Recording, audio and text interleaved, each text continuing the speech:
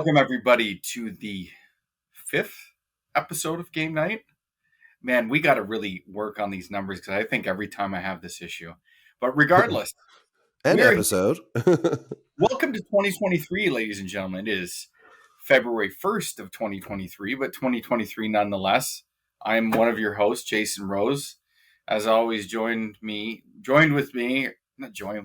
You know what, Eric? Go ahead. I'm very tired. Conjoined twins. I'm Erik Kane. And this is Game Night. You're tired because of a new baby, which is awesome. Congratulations. I birthed the baby myself. Yes. As we know, it's not easy to be a man when it comes to childbirth. Yes, thank you very much. Baby number 2 came, which will be baby number last. And same here. The girl, Bowie Delaray Rose, was 9.1 pounds last Sunday. And chunker. Is a chunker. Yeah. 9 pounds. That's a big one. Give my sympathies to your wife. Well, it was a C-section. Oh, that's right. You guys did that. I forgot. The last one was an emergency one, so might as well just stay the course on that and go from there. But yeah, family, man, kids, they are the best of times. Sometimes they can be the worst of times. And getting that new schedule down is tough. Podcasting will be tougher, but you know what? I am committed to making this work when and where we can. So we did, and here we are. Here we are. Yeah. Man, we're our kids are such different ages. It's funny. It's like, I'm like, well, my daughter's, 15 and a half. She has a boyfriend. We're going to get her driver's permit today. It's like such a different phase. I'm changing mustardy yellow seedy diapers 8 times a day. Yeah. Well, different challenges, but still challenges. And I'm super involved too. Like not everyone, but I wanted to be a part of it all and make it as easy for my wife as possible. So I changed tons of diapers. I feed and burp and put baby to sleep, and we're doing it all together.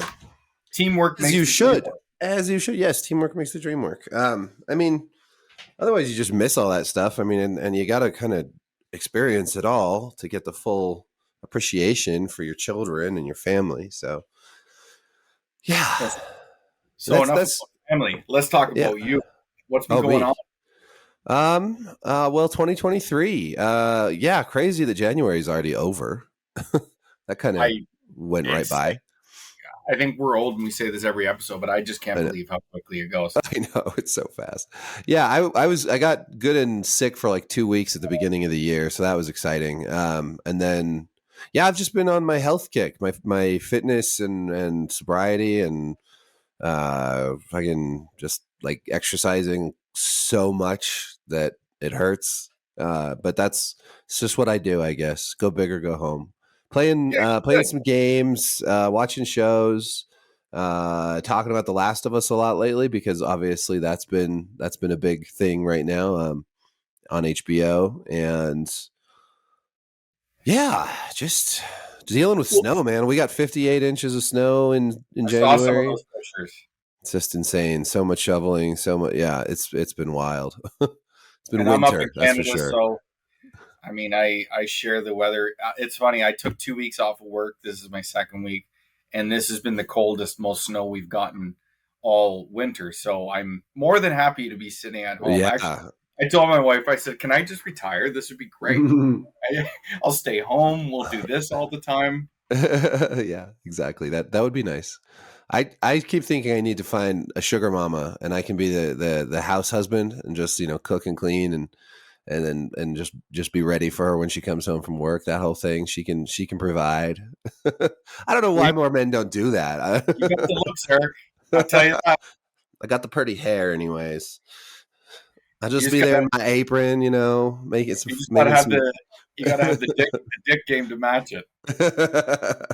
Well, we'll see. Right now, you know what? I'll say this also. I really love being single. It's fantastic. So, there are signs point to no changes in that department anytime soon.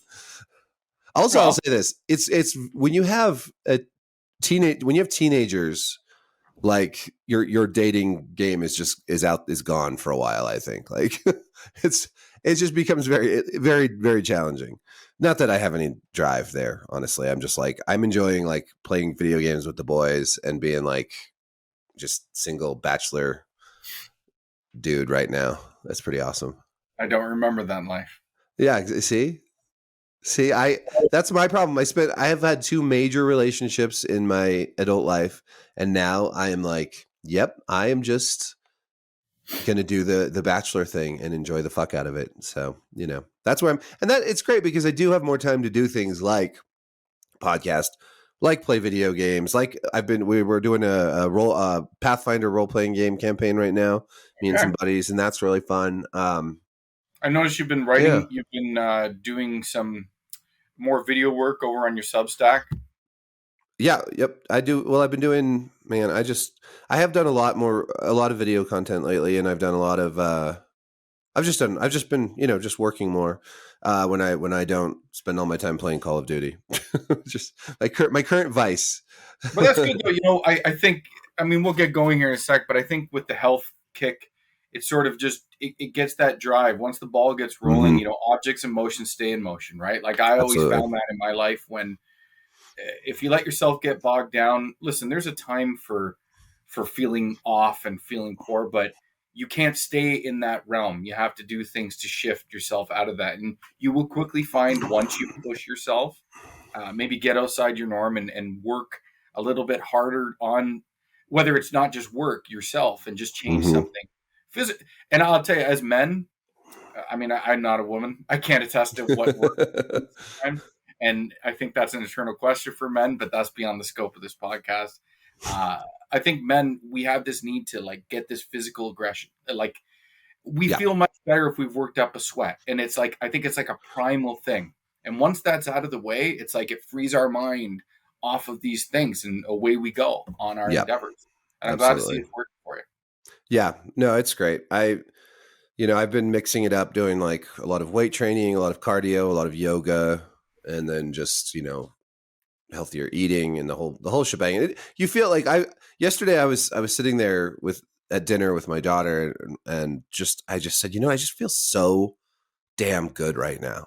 Like, I feel oxygenated. You know what I mean? I'm a little tired this morning. I'm trying to wake up, but I stayed up too late playing Warzone.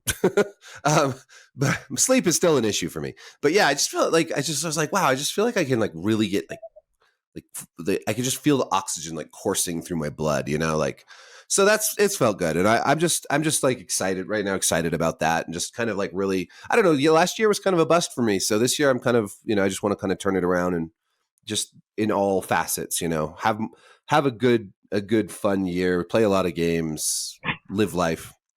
That's kind of where I'm at. Well, the first game night of the year is a great way to keep going on that process, right? So before we get into the swing of video game stuff, let's talk about the TV event of the moment, which is The Last of Us. Yeah. I've only, man, I tried to get through the 3rd episode. We fell asleep because I am watching this with my wife. So I've gotten through the first 2. What are your broad thoughts other than it being awesome? Because it's awesome. Great. Well, I can only imagine you guys are falling asleep during shows. I remember those days. It is. It's a really interesting adaptation for a lot of reasons. There's so many. Obviously, there's so many video game to TV or video game to movie adaptations these days. Whether you're talking about like the more recent Resident Evil or just a whole, and some of these are good and some of these are bad. And then there's not just video game adaptations, but Lord of the Rings adaptations, the new Willow series. And it seems like so many have forgotten what the source material even is. Whereas this show, I'm sorry, it at times goes shot for shot, line for line from the game. And at times diverges enormously, like in episode 3, which I know has been a controversial episode, to tell a totally different story. And I think it works really well. I think they've done a remarkable job so far. It captures that feel of the game really well, partly because of the music, I would say. They use the same composer and soundtrack. But also just that I don't know. I mean, I guess I always compare things to Walking Dead because I watched and wrote about Walking Dead for so long, but it just captures that scope of it all. Like when they're walking through like the ruins of Boston and you see those like skyscrapers that have toppled over, and you just really get a sense of this, like, wow, this world has really fallen. And I love that. Well, it's amazing what, following the source material of the thing that fans love and that you're catering to for this project, how much that works for you. I mean, we're relatively same age. We've seen the ups and downs of adapting video games to film or TV and the colossal failures. And almost every single thing or every single one of these have in common is they deviate wildly from the source material. Mm-hmm. And in ways that don't need to happen. Like, obviously there are times when that needs to happen. Of course. Like in The Last of Us, just to give you an example, I mean, you know this, but cordyceps, the fungal virus, is now no longer spore transmitted. Mm-hmm. And I think that's entirely common sense reason in shows, because you don't want to have your stars with masks on all the time. Well, especially when one of them is Pedro Pascal and he wears a friggin' helmet in his other show all the time. Exactly. And it's just, so that is a deviation that, I mean, isn't really all that different other than the gameplay aspect, which is not present in the TV. But anyway. Yeah, and that's a great example. I think also like just the ways that they can explore other stories. Like episode 3 is, I know you haven't finished it, so I won't spoil anything, but as you know, that goes into the story of Bill and Frank, and that's not really a big part of the game. And I like the idea that you can also tell these other character stories in new ways. I think what's going to be really interesting, though, and I've been making a couple videos about this on my YouTube channel, but The Last of Us Part 2 is what they're going to base the second and possibly third season on. And in that regard, I wonder, like, because I didn't think that game was as good as the first one, but also I think it's a relentlessly bleak and depressing downer of a game, whereas the first game was sort of hopeful and charming. It has glimmers. Yeah, like there's it's very bleak, obviously, but there's enough like goodness and human connection to humanity, and the first Last of Us is almost reaching out to you. Like, yes, they're in this world, but we're still here. There's some of this here, but I agree with you with the second one. Well, and that's why the third episode for me works so well, because this love story that they put in the third episode is that example of like, yes, there's still this hope and there's still this possibility for good things to happen to people, even in the apocalypse. It doesn't have to be just this constant barrage of shittiness. And the second game is just that. It right from the get-go is a constant barrage of shittiness, to the point where by the end of that game, and obviously there were many things about that game that I did like and that they did do well, but by the end of that game I didn't like anybody. And I sort of, I think that was a big problem. A huge problem. And so I think that I think audiences are not going to love that. And I think, so here's an example where I would say, I think the game needs to be changed pretty drastically for it to work on TV. Because I mean, I don't know, like in The Walking Dead, there's the famous Glenn scene where Negan kills Glenn by beating him to death in a horrific fashion. And then leaving his friends to come back and get revenge. And it's just so similar to The Last of Us, where Abby beats, obviously spoilers, where Abby beats Joel to death and then leaves Ellie and Tommy alive to exact their revenge. It's just like, at that point in The Walking Dead, it became so bleak and so hard to watch and to stomach that a lot of people just stopped watching. And here we have that exact problem right into season 2 of The Last of Us. And I don't know how they're going to reconcile that. But it's worrisome. It'll be dependent on how they finish, how the season progresses. And the one thing, talk about episode 3, even though I haven't seen it, the great thing about the first Last of Us in particular was the open-ended nature to tell these stories. Like, we knew Bill had this story through the notes and things, and his inference of Frank before. It's Frank, right? Frank, yep. Yes.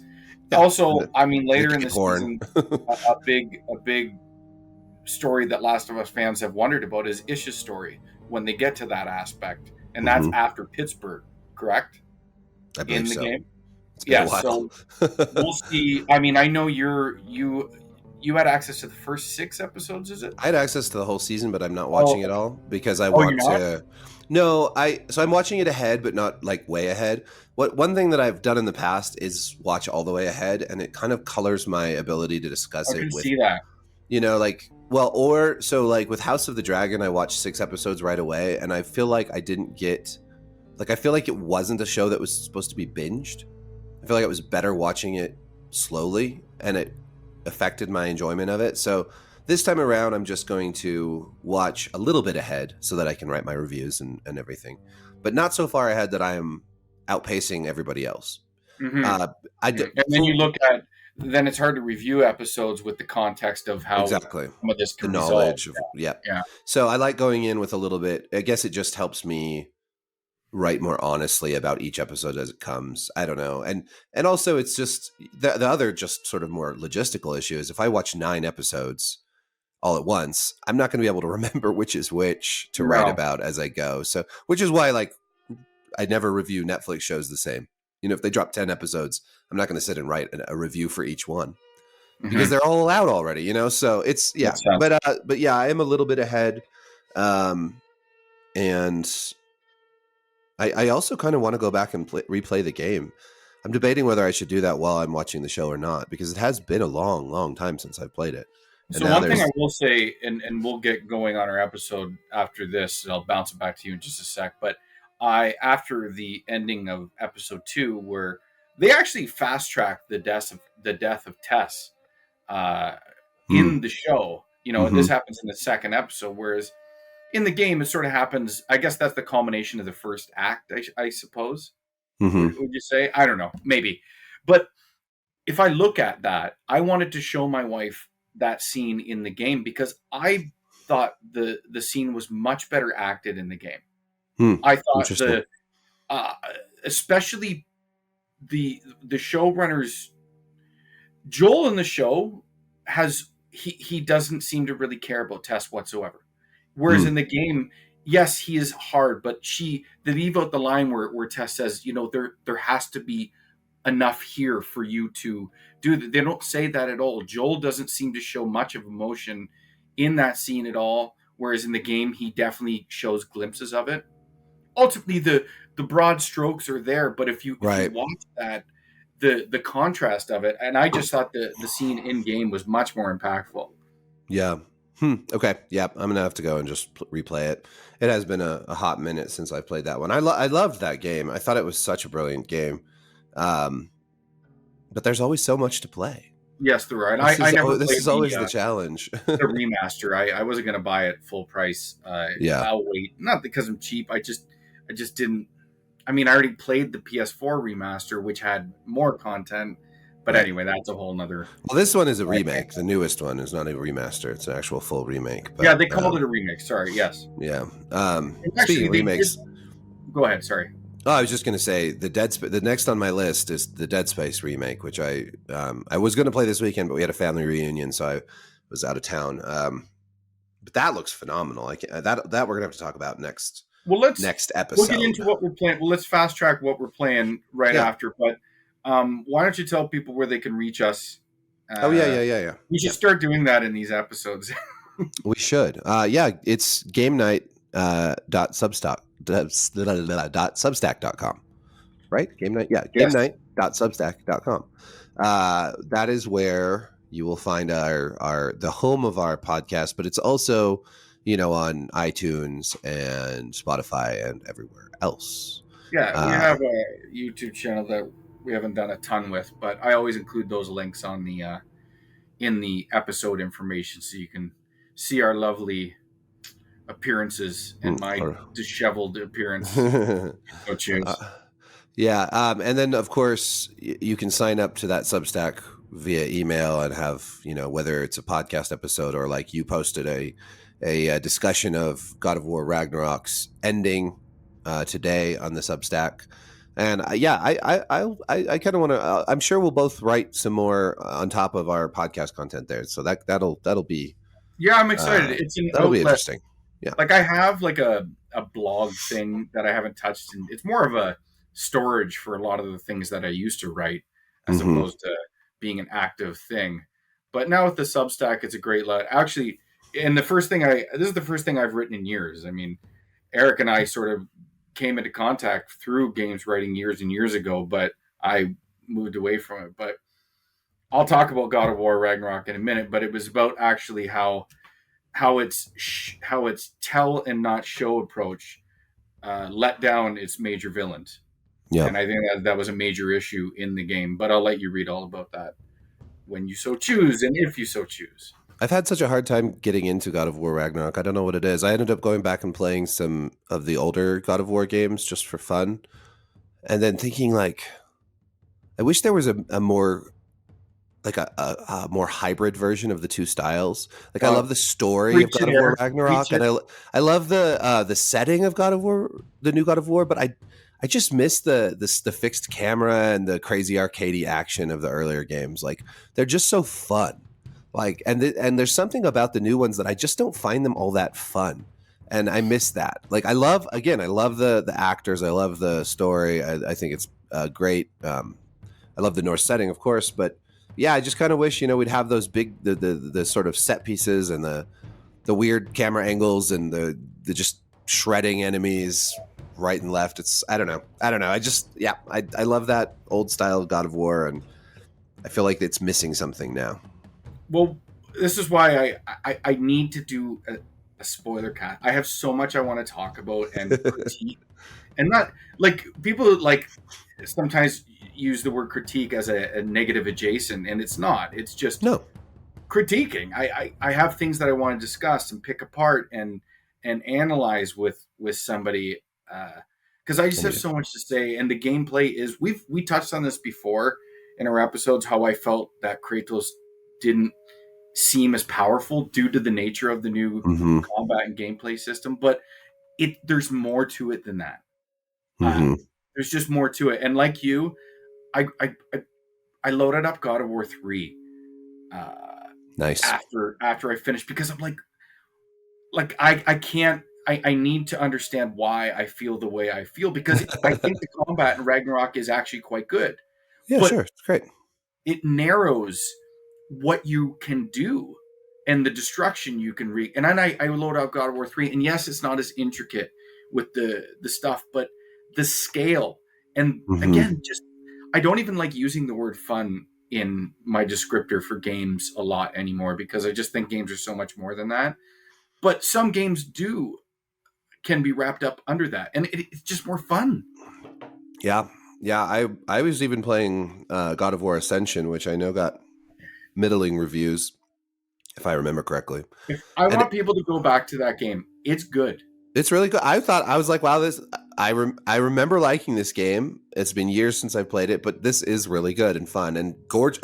I don't know, man. The graphics are extraordinary. Like for a PS3 game, holy crap. It's the best looking game on the PlayStation 3, and by that proxy, likely the best looking game of that generation. It's doing some things visually that no other game is doing, like the Hecatoncheires fight at the beginning, and then the battle with I forget the final battle, but it has something to do with the I forget, but I know what I'm trying to say. I just can't. But say just it. Those big battles, like those big boss fights and stuff in those older games. I mean, again, not to really dog on the new ones, but some of those are just they're just so over the top, and they're so huge, and I don't know. There's something really great about. No, you're right, and I will dog on when and if we can have this discussion. this foray into the Norse pantheon and this reimagining and this one-shot camera. I had this discussion with a lot of fans, and a lot of fans had this worry in 2018 with the new God of War game that this pulled-in camera would lose the sense of scale and epicness that God of War is known for. And everyone's like, wait and see, you're jumping the gun. And I'll tell you, it 100% suffered from that. Even in Ragnarok, with you should know what you're getting into with these fights. None of them come close to what God of War 2, 3, or Ascension accomplish, especially with their boss fights and these greater set pieces. It's just not the same. Yeah, and not just boss fights, but even just like walking along the ledge of a giant, ruin, like you get this pulled back view that shows you just the hugeness of where you're standing, and and it's just, I don't know, there's something about that that everything does feel much more much smaller in the new God of War games. It does, and nothing in there are moments in the finale, which I won't even talk about it. I have a massive issue with the way this game wraps up. It's so bad and rushed, but I won't spoil anything. But there's some moments where they try to tackle that sense of scale, but it's never the same. Like, even there's the obvious moments in those Greek pantheon games, like the boss fights and stuff. But even some of the in God of War 3, you waltz into this part of Mount Olympus where a Titan, it's like the Flame Titan is scaling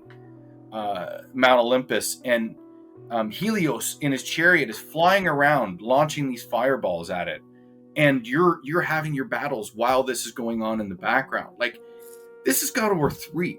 Yeah, this is 2 generations ago that did this. Ragnarok doesn't. Neither of these games, other than 2018's final boss fight, neither of these games approach that level of scale and just awe-inspiring thing that, to me, is integral to what this franchise actually is. But anyway, and then what they do well is the story of of Kratos and boy, and that's wonderful. But I think you could combine the two. I really do think you could combine that level of storytelling with the scope and approach of the older games. I'd be fascinated to sort of see it in action if somebody could just like create a slice of God of War 2018 or Ragnarok, but with the fixed camera angle of an earlier God of War game and that sense of scope. I mean, it'd be really cool. But yeah, okay. So anyways, what else have we been playing? I'll just wrap up. That's what I've been playing. It took me 60 hours to finish this game. I platinumed it. Wow. 81st platinum. Booyah. And damn. After this, I'd love to have a discussion with somebody, but that aside, I've now ventured into Crisis Core Reunion, Final Fantasy VII, which I loved on PSP. I still have my original copy, and it's exciting to see how hard they went with this and how much of an upgrade it actually is. So that's what I've been doing. Nice. Yeah, let's see, I played some Forspoken. I need to play more of that. I don't like it very much. You racist. Yeah, I know. Speaking of God of War, David Jaffe's stuff was very silly. I couldn't believe it. I like him, but man, I just thought he was. But I don't understand that. It was such a straight, and then he argued with everybody, including me, where he's like, "I didn't say everybody," and it's like, well, your tweet was pretty I'm gonna buy this game out of spite, just to get to the racists, and it's like, as we know, there are actual racists out there and actual misogynists and actual homophobic people. You don't need to throw everybody under the bus, literally. And what's so weird about this one is that this isn't even a games media versus gamers issue. Forspoken has gotten shit reviews, despite having a black female protagonist. The games media has not just championed this game. They're no, a lot of, there are obviously positive reviews also, but overall I would say that the consensus is this game is poorly written. It has bad, cringy dialogue, and it looks like shit. And it does. It looks like. And aside from that, it's I played the demo and I didn't hate it, but it definitely was underwhelming. But that gameplay should have been a home run, and that's what everyone latched on. We knew the dialogue and the character. This isekai approach was, what comes with that. I'll tell you, people would have been able to forgive that if they nailed the gameplay, which should have been. It has all these epic attacks, and you see it, and you're like, okay, this is going to be great. And it's not great. It's convoluted and hard to use and not rewarding. It feels really bad. I'm really picky with combat, too. So I guess maybe because, for me, games like The Witcher are wonderful, but I'll always have a bone to pick with the combat. And I think that's just such an important part of an action game. And this is an action fantasy game with all these cool spells, but they just feel they're just so hard to actually use accurately, and they feel floaty, and it just is not a satisfying experience. And yeah, so like, yes, I mean, I wouldn't even care about the graphics. I wouldn't care that much about, I just changed the language of the dialogue so I didn't have to hear what they were saying. Easy, no problem. But if the gameplay itself, is it, and again, like some of it's all right. Like the movement stuff is good. Like I like how you It can might move be the really best quickly. traversal in an open world Yeah, it's really that cool. I can think of, other But where do than you have to go? You just go to the next boring fight. Like, good, I can run over here and get into another crappy encounter. other than infamous Second Son's Oh yeah, that was good. traversal when you got the neon powers, that was just awesome. That was so awesome. Yeah, Infamous does movement really well for sure. Boy, but I it's haven't like, played that in a while. I think those combat issues in Forspoken, I don't like. Listen, I'm not a game developer, but like a lot of this stuff just seems like easy fixes. Yeah. Being able to map two attacks from a magic stream or vein at the same time instead of forcing me to only pick one. And it's like, yes, it's very odd. Well, there's odd design decisions. You could just have, like, so many games have, stuff mapped out to the D-pad, and then you can press like L1 and have 4 more things mapped out to the D-pad. Then you got 8 things mapped out at once that you can, and then you have your buttons. So you could easily have this system where you could much more quickly like switch between spells. It's just so ungainly and awkward. Yeah, it's bad. I'm hoping, I'm going to hold off. Obviously, it is a game that I was into, though. Hopefully they patch it. They've put enough money into this game where I don't think they'll leave it alone. If they can fix some of these design decisions and patch a few of the things, it'll be worth a budget purchase, I think. Yeah. I mean, it could be fun. Another one that I've been playing, speaking of like mapping different powers and stuff, I played a preview build of Wo Long Fallen Dynasty. Oh, which is the follow-up to Neo. Yes. I need to write about that. It's in the Three Kingdoms era. Like, that's the mythology that takes over. Yeah, it's from the same developers of Neo, and it feels so. Man, there's a part of me that's like, I don't know if I'm just getting old, and but it's so, these games are so challenging. And they're more challenging than Souls games. There's more challenging than Souls games. Neo was at first, before they patched it. During its alpha phase, was so much harder than Souls games. I feel like at the time, at the time, I think I had more patience for that. But as I've played so many of these now, I think the novelty of that like super challenging Souls-like game has worn off on me. I still love Souls games, but I love them not so much for the challenge, but for the full package of what a Souls game brings to the table, like the exploration and the cool weapons. And like in a Souls game, if you find a weapon, it's like a special weapon usually. This sword is different. Yeah, there's some like basic weapons too, but you'll find this sword and this, like the Baldur's side sword in Dark Souls, which is super rare drop. It is a unique sword. It is the only sword that does exactly what it does. And what I didn't like about Neo as much was that its loot system was much more like a Diablo game, where you'd find tons and tons of different kinds of the same weapon, and it makes none of them feel unique. And so it devalues the entire system they're going for. It was my biggest problem with Final Fantasy Strangers of Paradise as well, other than the shitting of the origins of this pillar franchise. But nonetheless, it's just that. You throw all this stuff in, and none of it matters. Right. You just hit. It's just, you cheapen everything that you're doing.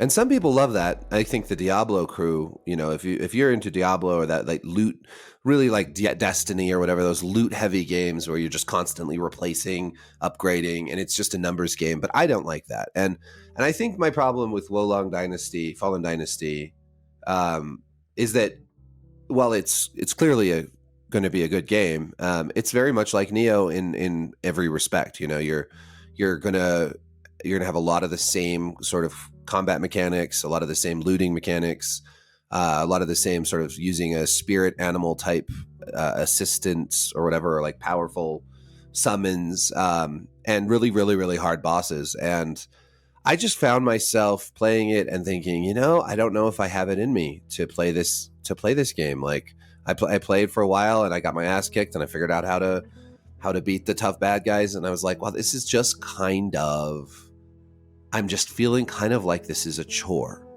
So would you say it's an More, improvement over the Neo games, other than visually, obviously? I don't know if I played enough of it. Honestly, visually, it feels very similar. I didn't feel like it was a big upgrade there. It feels so similar to those games.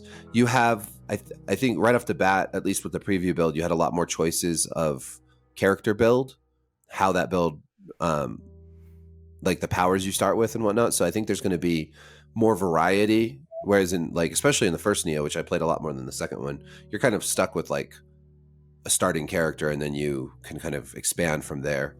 But I feel like it's very much, it's like Neo 3 in a lot of ways. So if you love Neo, I think you're going to love this one. And if you don't, you won't.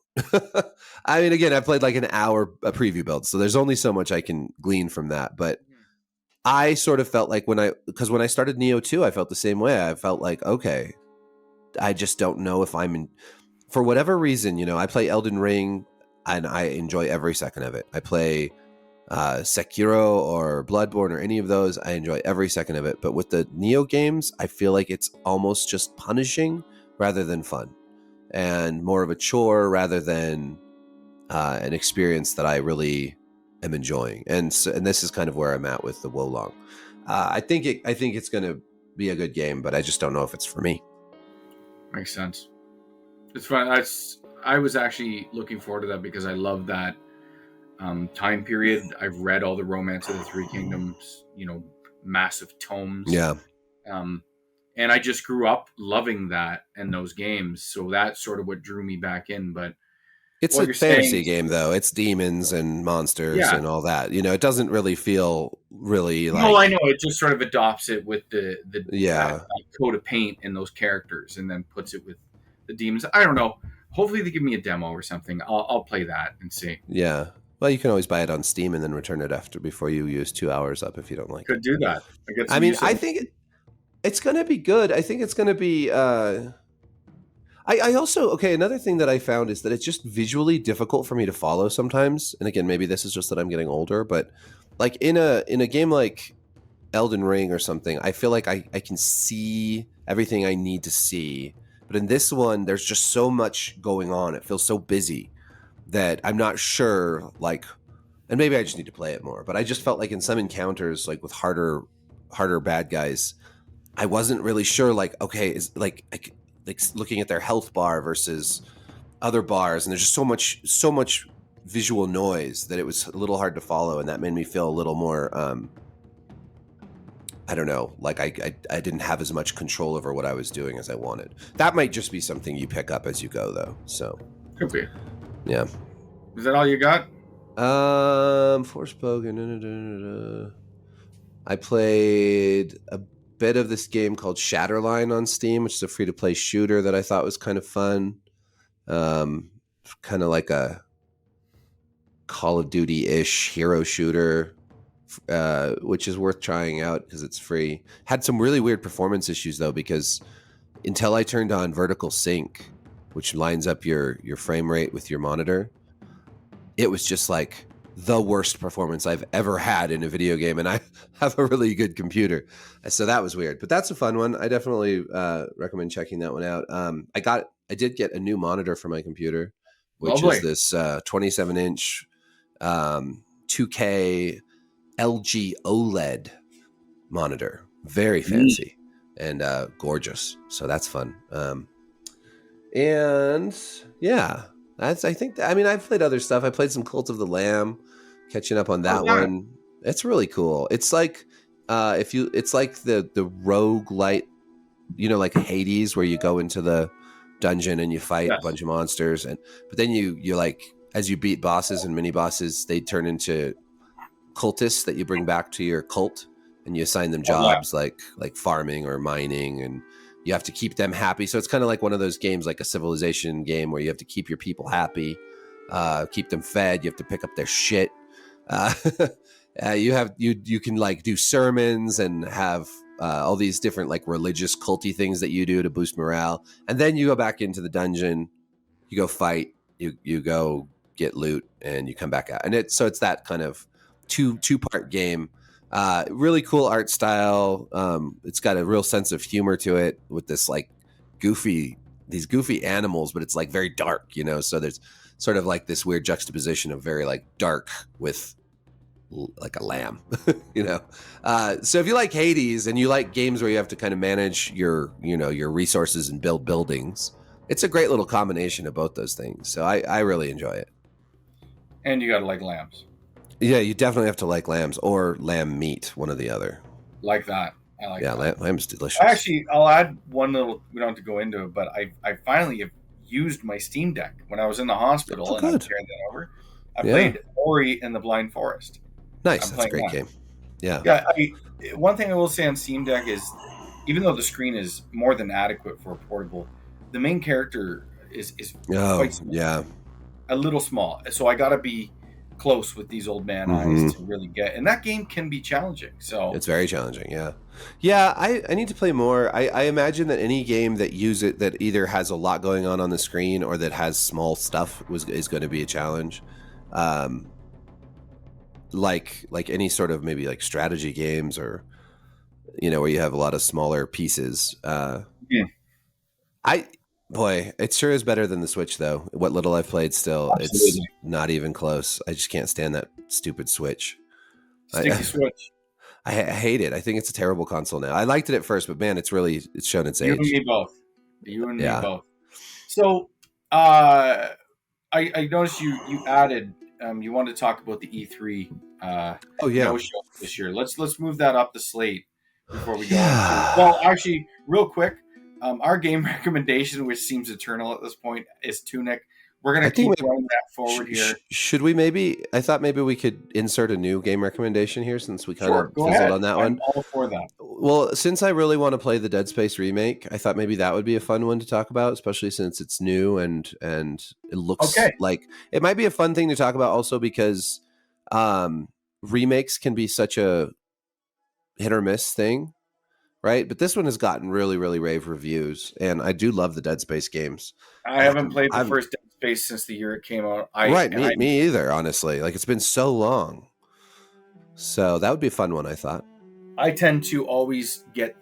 It's funny, I used to love Resident Evil games, especially when they initially came out, and survival horror games, but I have moved off that genre so much, and it's not because I don't want to play them, it's just there's other games I want to play more, and I'll be honest... I may look like this big, burly guy. I get a little scared from these games sometimes, so I can shy away from them. But this will get me to play it. Sure, let's do that. Dead Space it is. I wish there was like a drug you could take to like make yourself have the brain of like a 10-year-old and then play the game so that you got really scared again. But then you could just turn it off when you're done. we were watching the show From, which is this really, really creepy, scary show, but I didn't know how scary it would be, so I watched it with my kids. And my 12-year-old, who watches all kinds of stuff, is not at all numb to anything. But he was so scared, and he had trouble sleeping that night. And I thought back, and I was like, it's kind of fun when you get really scared watching a horror movie or really scared. But yeah, I love it. I love it when something actually scares me. When a game scares me, like it is rare, but it's such a. I like being creeped out by those things. That's the point of them, right? That's why I never try to restrict my kids watching stuff like that. Like, you're supposed to get scared. It's fun.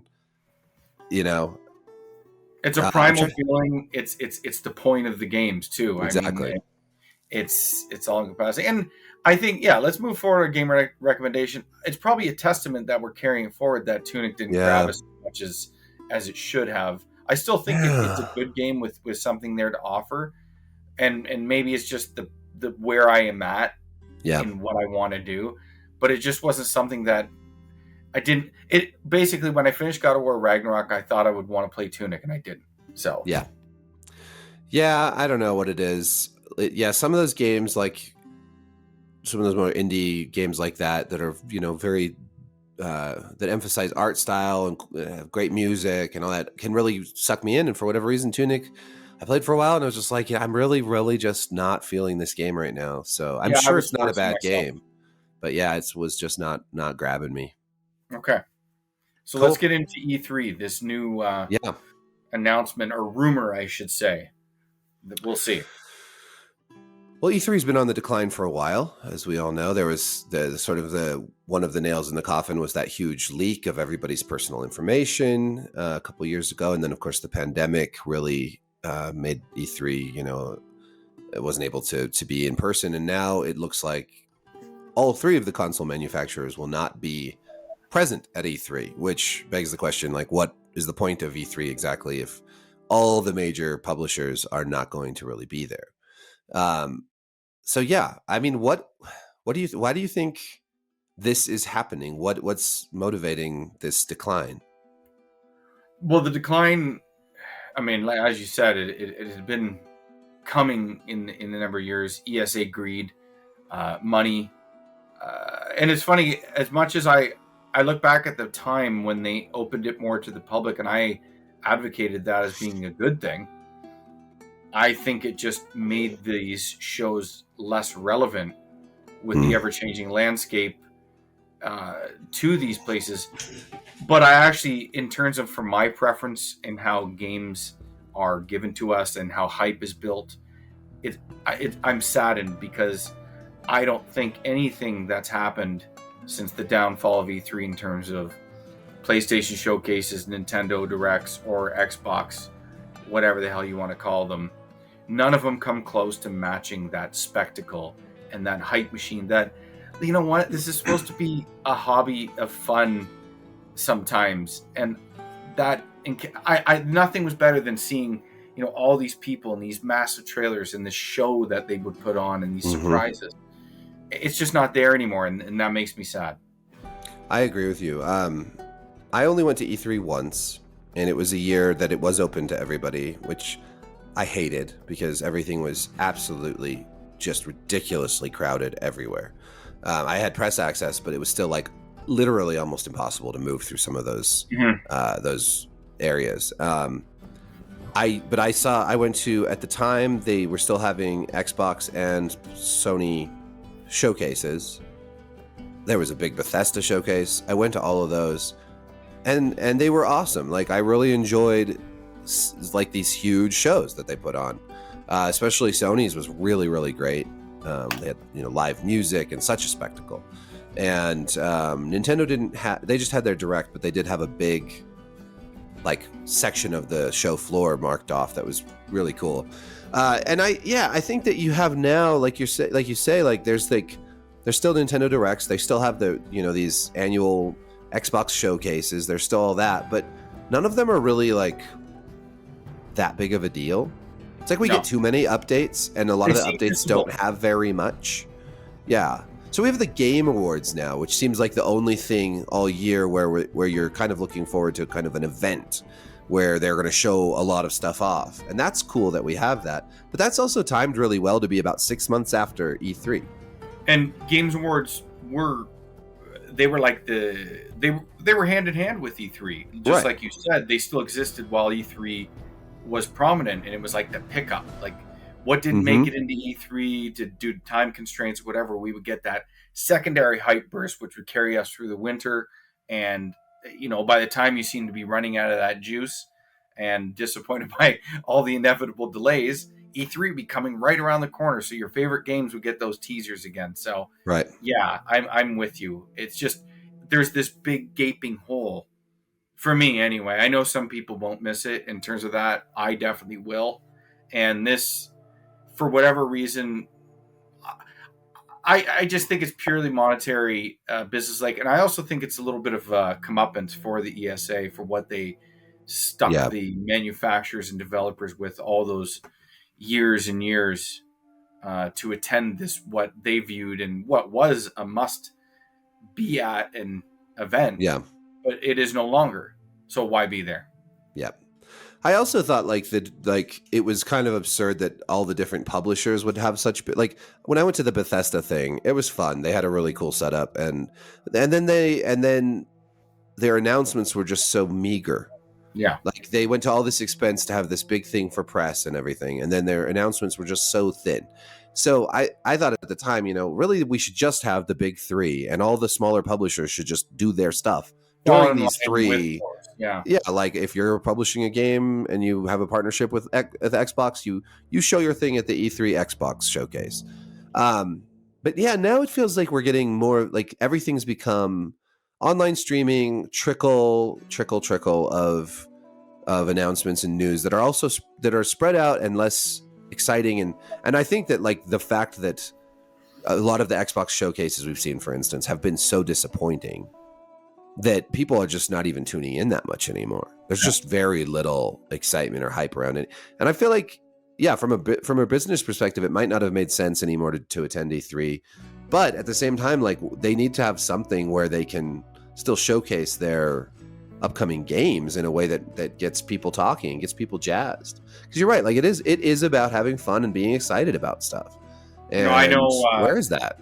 People can, and I hate reaction videos. I hate all that stuff. It's so fake across the internet. I still don't understand how these, I mean, people do them because they get the views and the clicks, but I don't know how anyone can fall for this stuff and think it's genuine other than the odd few. But I always go back to that game trailers, the E3 of Dreams with the Final Fantasy VII Remake and The Last Guardian, and seeing those guys over there, again, rarely do I enjoy that stuff, but seeing that genuine hype, it kind of captured how I felt about a lot of this stuff too. So that's going to be all gone. Like I'm sorry, like a state of play from PlayStation is not exciting, even if the trailers in there are great or the news is great. It's just not. It just seems so corporate.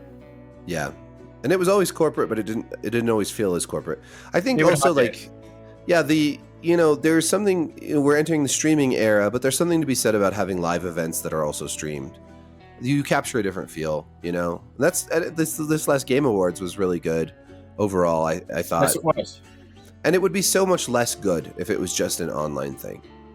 Even though most people aren't there. Yeah, it's there's something about the shots panning to the people who are in the game, who made the game, and the audience clapping, and something about even the cheesy, corny stuff that happens in these shows that is just a little more real and a little more, I don't know, maybe nostalgic, maybe just human. It is a more human experience. Yeah.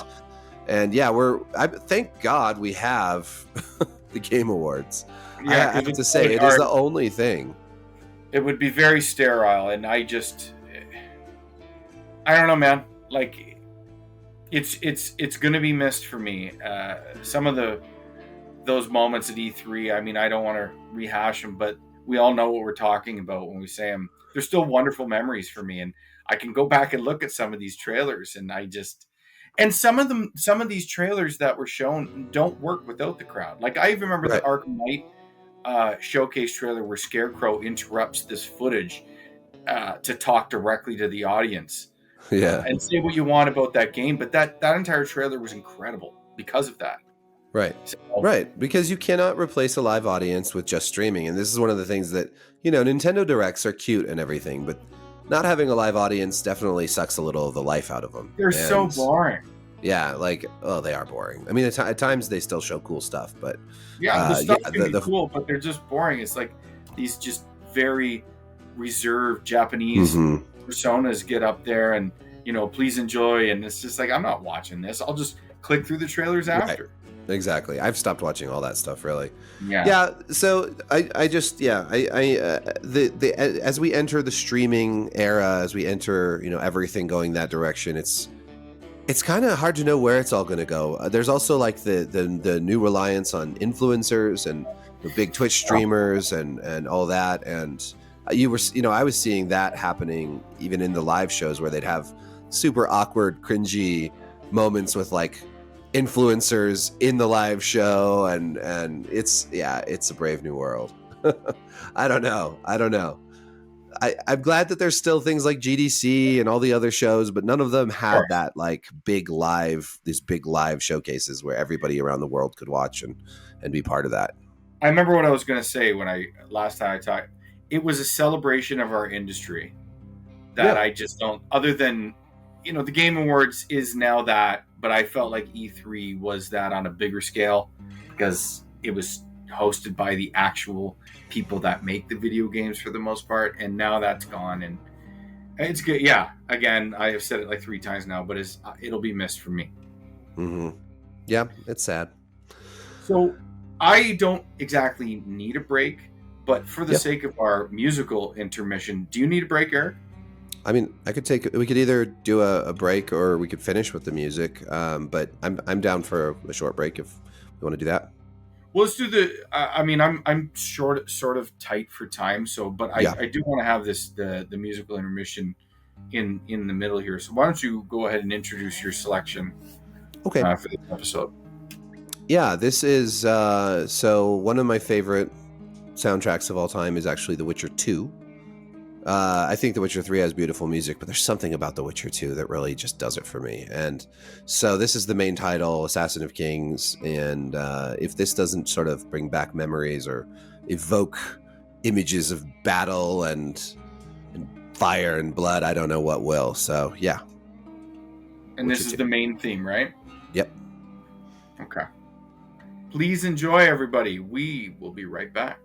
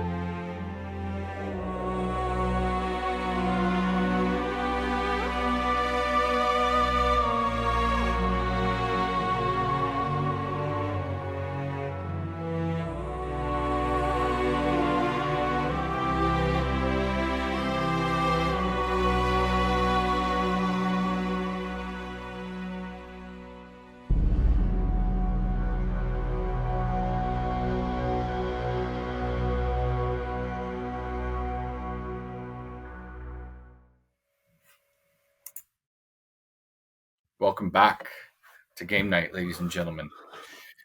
Our break is over. And yeah, I think I was going to recap our 2022, but since we're a month removed, I think that's old. It's old Yeah. news. Let's roll right into 2023 real quick. As a side note, we are going to hold off on our really question mark, really exclamation point segment for this year, for this episode anyway. I did have a couple, like the limited run games firing and a couple other things, but yeah, let's, for the sake of time and brevity, let's hold that off the next episode. Cool. Yeah. So what the upcoming 2023? I guess we could look closer at like just upcoming. some things that stand out to you Yeah. across the board, good, bad, worries, or predictions. The floor is yours. Well, I think that this month, anyways, we've got a big sort of tentpole gaming moment approaching with the release of Hogwarts Legacy. That's going to be interesting on so many levels, beyond whether or not it's a good game, just because it's become such a cultural hot button topic with the whole J.K. Rowling and issues. So I'm really looking forward to just sort of seeing what unfolds with that game, with the critical and gamer reception of that game, whether it's fun. I hope it's a good time. I love Harry Potter, so I'm absolutely excited to actually get a really full-fledged AAA Harry Potter game. And that's just right around the corner. That's I don't remember the exact release date, but that's coming out in a couple weeks here. Yeah, I'm in all this negative. Well, I shouldn't even say it. I know the vast majority of people are anticipating this game. I think it's the most pre-ordered game, especially in the first quarter. It definitely is. Yeah. Whether it performs well or not, I don't really care. I pre-ordered it mostly because of that, and I'm not even really into Harry Potter like that, but I do think the game looks good. Yeah, it looks fun. If they deliver on what they're promising in these trailers, I think it's going to be nothing short of a great game. I am, like you, I'm curious to see, not that it matters for the most part, but I am curious to see how Games Media handles the review process for this. I'm sure they have a lot of sleight of hand tricks planned for this stuff, but or this game, I should say. Yeah, yeah. So that's the 10th. Actually, I just looked up that release date. Okay. So that's really soon. That's less than 2 weeks. That's just no. Yeah. Let's see. What else? Boy, my mind is devoid at the moment. I know, right? Well, there's the new Star Wars Jedi Survivor game, which was just pushed back a few weeks, right? Into April, right? Late April. Yeah. Yep. And that looks great. I hope that's awesome. There's, God, what else is there? There's a lot. I just can't think of any of it. Yeah. I mean, I'm definitely looking towards Street Fighter 6. Oh, yeah. On the horizon. I'm a big Street Fighter guy, even if I have less and less time to play fighting games. It's been like one of my number one franchises, even if I wasn't into 5 much at all. Yeah. I really wasn't. I just didn't find it enjoyable really to play. I just think in today's modern era, Capcom has failed Street Fighter in the respect that you need substantial offline and single player content and it can't just be like a training mode or an arcade mode. NetherRealm's games sell the most, not because they're the most, what am I looking for? Competent gameplay wise, or their frame data and systems are the deepest. No, they sell the most because they appeal to the casual audience. And I say casual not in a negative one. Just the people that aren't going to tune into Evo or go online and be, versus warriors online and take guys down there. You need something else. To grab basically. Yeah. And 6 is doing that. It's actually bringing forward what I can't believe they left behind in Street Fighter Alpha 3, that RPG mode, which was awesome. And that's a PS1 game.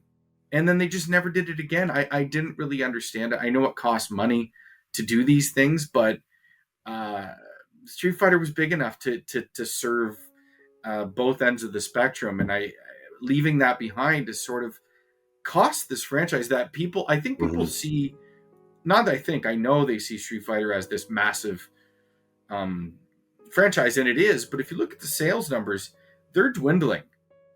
It's a lot less than people would think, and there's no reason for that, especially with the resurgent Capcom over the last 7 years, I guess. I think they know what they've done wrong. They've changed directors now. Ono's out of the picture, and I think this game's on the right track. They've left behind the big feet art of 4 and 5, and they're coming into the modern era, and adopted. I'm excited for it, big time. Yeah, and that's in June. Some other big ones coming out. We've got Redfall from. Do you think that looks good? I can't tell yet. I mean, I like the developer. They make a lot of great games, but it's not really co-op. That kind of game is really not my cup of tea. Yeah. But it could surprise us. I don't know. Yeah, nothing's leaping out at me as like really awesome yet with that one. What about Atomic Hearts? Yeah, that looks really interesting. So different. Looks super weird and zany, and the music's wild. Mm-hmm. Yeah, I'm excited for that one. That one, when is that? Is that March or is that this month? That's February. That's February. Let's see. February's a busy month. I'm just going through it here. I pulled up the list. Octopath Traveler 2, that's more of a game for me. Yeah. Returnal comes to PC. That's pretty cool. Did you play Returnal? I know we talked about it before. Yeah, I didn't beat it, but I played some of it. It was fun. It was cool. I love it. It was so good. Such a good game. The new Destiny expansion. I haven't played Destiny 2 in so long. The Last of Us comes to PC in March. You just leaked the PS Plus games for February, correct? Yeah, they should have announced that by now. Let me see. And Destiny 2 is one of them? Is it what you said? Destiny 2 Beyond Light is one of them. Yep, the leak was great. Yeah. Evil Dead the game, Ollie Ollie World, Mafia Definitive Edition, which was really good, and Destiny 2 Beyond Light. The new Zelda is coming out in May. Is it though? Well, it says it is. I know they plan, but I don't. I think there's been some recent musings that people don't think. Well, I heard one rumor that Nintendo's slate after this Zelda game is pretty barren, and that's why they've been mum on everything. But that's Nintendo for you. I don't know if Tears of the Kingdom will make 2023. Did you like Breath of the Wild? I did. Yeah, I liked it a lot. I know it was Did you love Breath of the Wild? I did love Breath of the Wild. Actually, I thought it was such an interesting game. I loved how they changed. I loved how they changed Zelda and did something different. That was I loved their approach to open world. I loved the fact that you could climb everything. I loved the fact that if you were wearing metal, lightning could strike you. I enjoyed the exploration a lot. Like I remember just like coming across this giant sleeping, and I thought it was so cool. But I missed a lot of things from previous Zeldas, like the big detailed dungeons and that kind of stuff. So I think that I would love to see a Breath of the Wild open world Zelda game that really had awesome detailed dungeons and stuff you might find in earlier, like Ocarina of Time or some of those games. And I respect the it was a successful endeavor, I should say, to adopt this open world and make it a Zelda thing, but that's not why I liked Zelda. It forewent these aspects that I loved, like the dungeons, and although the stories were never super intricate, there just wasn't a lot there for it. And I'm afraid that because of the reception of Breath of the Wild, that's just what they're going to try and make Zelda to be now. We'll see. I don't know. I hope not. I don't think so. I mean, maybe for a minute, but they're always changing. Like, despite Nintendo clinging to its old franchises forever, Zelda is so radically different from one to the next in so many ways. Like it is Wind Waker compared to Skyward Sword or whatever. Twilight Princess. They've Mask of Majora. Like so many different approaches to Zelda. And now we're getting a direct sequel, which is a little unusual. But I do think that they'll go back to a more classic Zelda. But maybe they'll mix it up and have more of an open world approach. I think that would be really cool if they could do something like an open world approach like Breath of the Wild, but have really great intricate dungeons, and maybe not quite so open world. Like maybe have open areas that then unlock to other areas as you traverse dungeons. But keep that kind of ability to explore, climb mountains. There was a lot going for that game, but I definitely missed the cool puzzly dungeon things. I didn't really care for the little mini puzzle arena Me things that either. they I did. found them irritating after the initial Yeah. somewhat charm. They just became a nuisance. Yep. They dropped the ball in terms of the puzzling and the dungeon delving for sure. But yeah, I loved parts about it. I loved some things about it, and I really enjoyed playing it. I sure don't love the Switch. Have I mentioned this? It's a recurring theme. I just wish that I wish that a game like that could be on a console that could run it really well. And I'm worried about Tears of the Kingdom's performance on Switch, of course, because Breath of the Wild had performance issues. Yeah, so and that was years ago. That is the elephant in the room that I think a lot of Nintendo fans don't want to talk about. They'll claim all day long that it doesn't matter. Yeah, which is bullshit. It Graphics don't matter that much, but performance does. And if it's not performing at a steady frame rate, and if it's not living up to its potential, then the game is suffering, and that's just a disservice to the game and to the people who make it and the people who play it. And Suicide Squad. Yeah, the recent news. That's one I want to ask you about. That leak happened where it's adopting that almost that Gotham Knight UI with all these currencies that you can buy into. It's that live service element in a single player game, which everyone hates. That was the downfall of Avengers and other things. And no wonder we haven't seen this game in action. Right. I don't think people realize that, first, it's been a really fucking long time since Rocksteady has released a game, Arkham Knight. Right. And what was that? When was that? 2015, maybe? 2015? Yeah, 2015. That's what Something it was. like that. I think it was around 2015. Yeah, I had such mixed feelings about that game too. Yeah, it did away with, again, people talk about, the Batmobile. The problem was the Batmobile. The Batmobile was awesome. It was the Bat Tank. And what was the missions? It was the missions around the Batmobile. Yeah, everything that we loved about these internal environments and skulking around as Batman was done away with to accommodate this Bat Tank. But in terms of incorporating the Batmobile and traversing Gotham City in the scale was great. That was incorporating it into the combat and being able to, I could be on top of a building and do a death dive and just call my car and jump right in and away we go. That's awesome. Super cool. But the mission structure around the Batmobile and the Bat Tank was all bad, and it sacrifices the boss fights, which were awesome. Yeah. Yep. But Rocksteady, we have not seen any gameplay from Suicide Squad, Kill the Justice League. And I just have such skepticism, and there was, what was the recent DC game? Gotham Knights. I didn't even play it. No, it's funny because I think I like Arkham Origins from WB Montreal. I actually think is low key one of the best Arkham games. They just didn't have it's a good game. Yeah, they didn't have the development time like Rocksteady would have with their entry, so it was slightly unpolished. But it did so many things really well. It was the first accessible Batcave where you could come and go. Alfred was there; you could talk with him. It was the first Arkham game to have fast travel. Yep. It had the best bosses. It had the best DLC.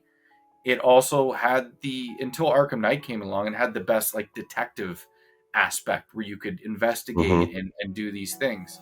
So I think it had so much going for it. And then Gotham Knights came along, and how they were trying to sell the story made no sense. And then here we are with this game which runs like shit, plays like shit, and it's slow. And I think Suicide Squad's on. And I'll be honest, the Suicide Squad as a group and characters do nothing for me. Yeah, it's fine. It's just I don't know if it deserves its own game. Same with the movies. It's just kind of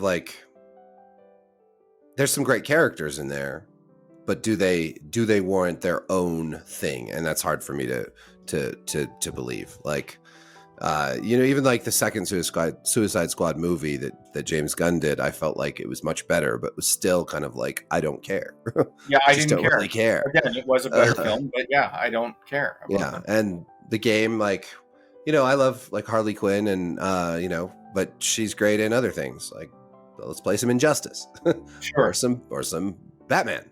Mm-hmm. So yeah, I'm pretty skeptical there. What do you think? What are your thoughts? Are you a Diablo player? What do you think about Diablo 4? Diablo 2 is the pinnacle for me. 3 didn't do much for me, but I finished it because I love the Necromancer so much. I feel compelled to just run through them, but as a mainstay in terms of a game that I will run through and min-max with stuff, it is, I think, Diablo, I'm done with that in terms Yeah. of a game. I think it's going to be, well, it's hard to say. Like, Blizzard's track record lately is not good. I know. It looks good, but yeah, their track record is bad. I like that it's going darker. It has much more of a Diablo 2 feel to it than 3 did, from what we've seen, and that's good. But yeah, you're right. Their track record is pretty bad these days. You really can't get up. You really shouldn't get optimistic about anything coming out of Blizzard right now. No, especially how they handled Diablo 3's release with that marketplace, and then they did away with it all those years later. Oh I god, think Diablo 3 ended up in a good place, but people sort of forget how that started. It was one of the worst launches of a video game that I can remember. Yeah. It was an absolute disaster. Yep. And yeah, hopefully we don't get any of that nonsense this time. But we've just got Overwatch 2, and it's kind of a disaster. And it's just what a drop off for us. A sad. game that I absolutely adored, and I was, even though I had my apprehensions about 2, we talked about this to the point where I deleted it and never thought about it again. Yeah. Yeah, when I played a little the other day, and I was just like, I don't know.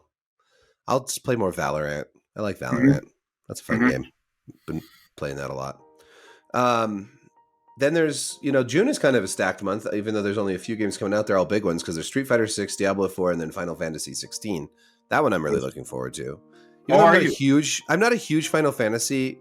It really depends on the game for me. This one looks right up my alley because it's much more medieval focused, more of the fantasy, and no car that you drive around.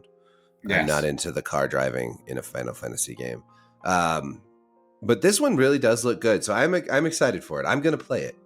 That's exciting because that's like, if we're going to do the whole thing, what are you anticipating the most? It's funny because Final Fantasy slate for 2023 is big because the next iteration of Final Fantasy VII Remake is supposed to be coming out. They list it as winter. Final Fantasy VII Remake Rebirth. Yeah. Whether that makes it or not, I don't know. If I have to bet, I would say it gets pushed to like March of 2024. But if it comes out in winter, I'll love it. But if I had to pick, 16 all day long. Yeah. The people that are in charge of this game, I trust implicitly. Everything about this game, every time I see it, I almost get like the shivers down my spine. I think this game is going to be like jaw-droppingly awesome. Yeah, it looks really good. I think it's a can't miss. It's hit every single note. It's not suffering from any of the problems this franchise has suffered from Final Fantasy XI to modern day. If you think about it, ever since Final Fantasy X, all those years ago, Final Fantasy has had delays, issues in development with their mainline games. It seems that they've had a real hard time figuring out what they want to do with the franchise. That too. In a lot of ways. Like, what is Final Fantasy? What's the identity of this property anymore? Like, I know 14 has been a hit, but that's a hit that came after a total reboot and revamp of what that game was going to be. If we want to talk about worst launches in gaming history, you'd be hard pressed to think of one worse than Final Fantasy 14. Yeah. And 15 got pretty good reviews. Yeah, but 15 to me was just not, I just could not get into it to save my life. And so, yeah, it just feels like 16 sort of is, and I'm nowhere near as big a fan of the franchise as you, but even for me, it sort of feels like this maybe like return to form.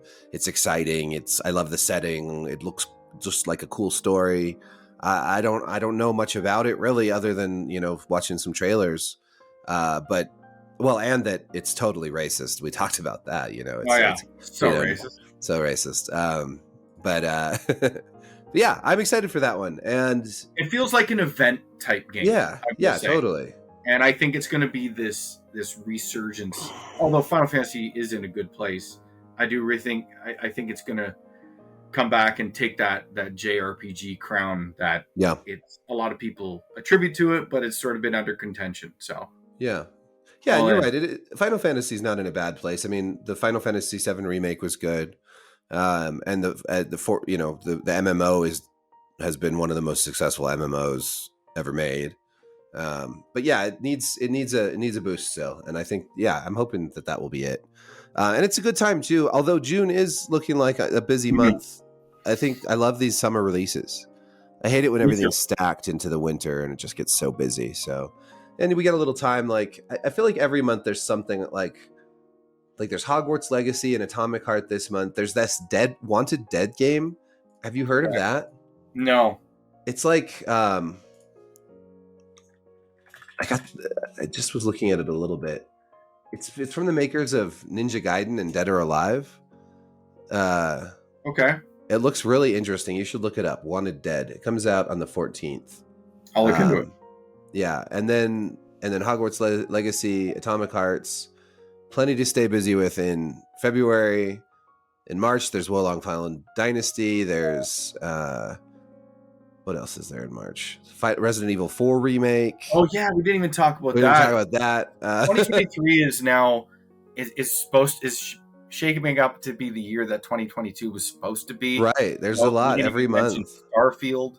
Yeah, well, I'm not counting Starfield until it's in my hands because, and I'm also super skeptical about that game. So, but I mean, everything is riding on that game really for Xbox, and they can't afford to mess it up. So we'll see what they do.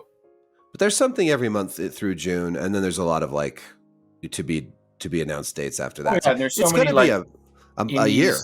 Yeah, we can't even cover all that.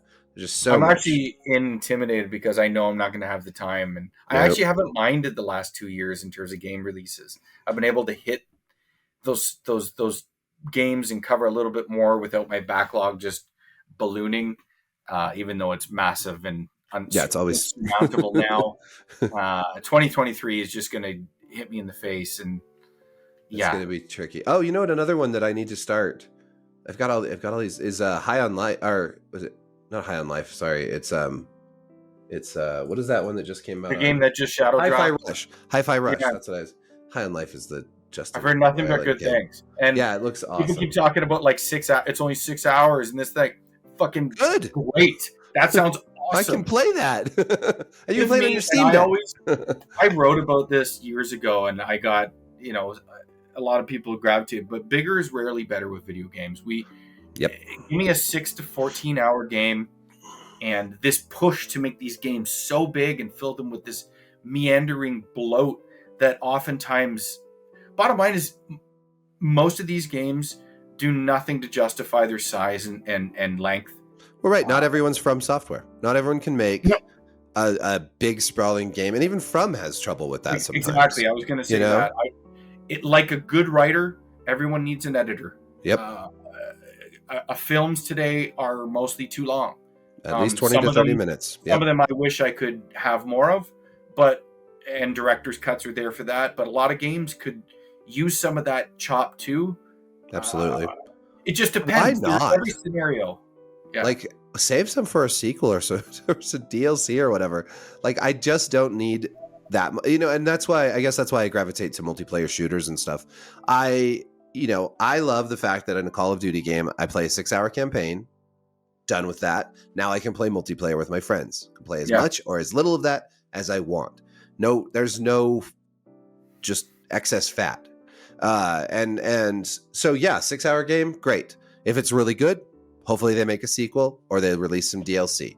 Yeah. Perfect. Awesome. So what's the Call of Duty game for this year? Have they announced? They have not announced. The rumor is, so it's kind of hard to parse. The rumor initially was that there will be no new Call of Duty game this year, that they are giving a 2-year support line to Modern Warfare 2. But the more recent rumor is that there will be a second part of Modern Warfare 2 released this year. So you'll get like a full-sized expansion to Modern Warfare 2 that has like more campaign, more multiplayer, and for purchase. So that's what I'm going with, because that makes sense, because as Call of Duty becomes more of a game, like a live service game, supporting it for 2 years makes sense, but Activision doesn't want to lose all those sales, so releasing a second part to this game that still integrates with the game makes a lot of sense. So that's what smart. I'm expecting. Yeah, it does seem smart. That way, like, all the shit people buy, all the skins and everything else, they can keep using for 2 years, but they can still buy more, and Activision can still make all that money. So that's probably I like that. I like that too. I think it's smart. I think they can't just keep releasing a new game every year that just totally changes everything and ends everybody's experience with the previous game, because it's live service, and that's crazy. That's just not how you run it. And I don't think you're getting the best games when you're pushing that. You got to do this. You got to do this. You got to do this. We've seen it with sports games. All of them have gotten worse, especially with the demands on development. It's just so hard to hit this. And even if you're not this big Call of Duty person, you cannot deny these games don't sell just because of a name. You know, they're still great. Well, they're accessible. Some of them are less, but the series can always bounce back. And you know, it's really hard to achieve that annually. It's better if you can diversify what you're doing and get your best teams focused on making the best product, rather than saying and supporting that product. Yeah. Well, one thing about sports games that I've noticed, well, what I would love to see is a return to simplified sports games that are accessible to everybody, because there's just so much bloat in sports games now. Like, I would go back in time and play some of these games before they got so overly complicated, and like the focus wasn't on gameplay anymore. It's on like all the extraneous stuff. Like, 2K ruined themselves with all the things, and the game has suffered. And EA too. EA for sure. EA is just falling apart. Yeah. So let's 2023 in a bow. We're super excited for. Is there any other things that stand out to you, or?